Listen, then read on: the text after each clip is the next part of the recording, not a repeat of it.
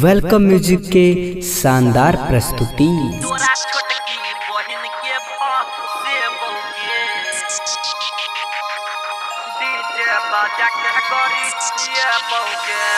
DJ Manish Raxaul अखन अहाँ सब सुनि रहल छी मधुबनी सँ वेलकम म्यूजिक के शानदार प्रस्तुति।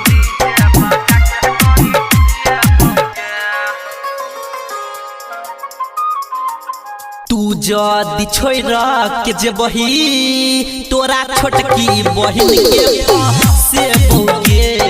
डीजे बजा के गरी ये बोगे बजरे खसा तू जे छोड़ के जेबही तोरा छोटकी बहिन के ते बोगे डीजे बजा के गरी ये बोगे हमरी एक गाना बजतै सब डीजे पे एहन गायर तोरा देबौगे तू जे छोड़ के जेबही तोरा छोटकी बहिन के ते बोगे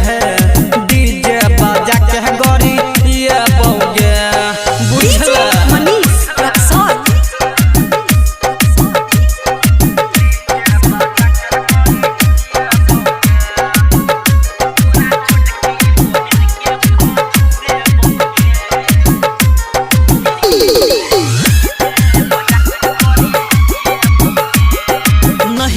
के छेड़ल छे ससुरो में खेलल छे जखन भतार तोहर जनतौगे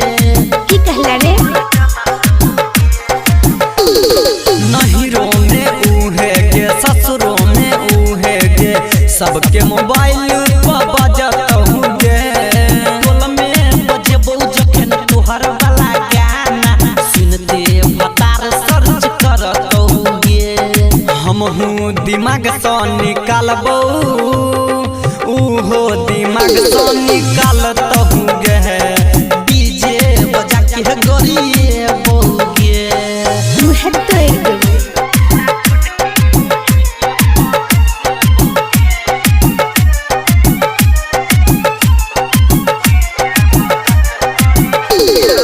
डीजे मनीष रक्सौल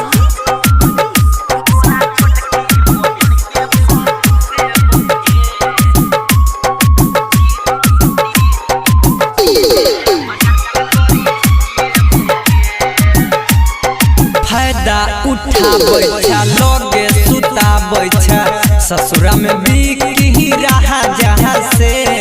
कीड़ा बिकिया जाले बिकी फायदा उठाबै छ लगे सुताबै छ ससुरा में बिकी रहा जहाँ से रहौ के जखन सोला के उमिरिया नैहर में लेले यमित राजा से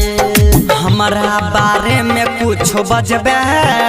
तोरा भतरा के वीडियो देखेबोगे डीजे बजा के गरी ये बोगे तो भछौरा हमरी एक गाना बजतै सब डीजे पे एहन गायर तोरा देबोगे तू जे छोड़ के जेबही तोरा छोटकी बहिन के ते बोगे डीजे बजा के गरी ये बोगे बुझला मुहे तोड़ देबो।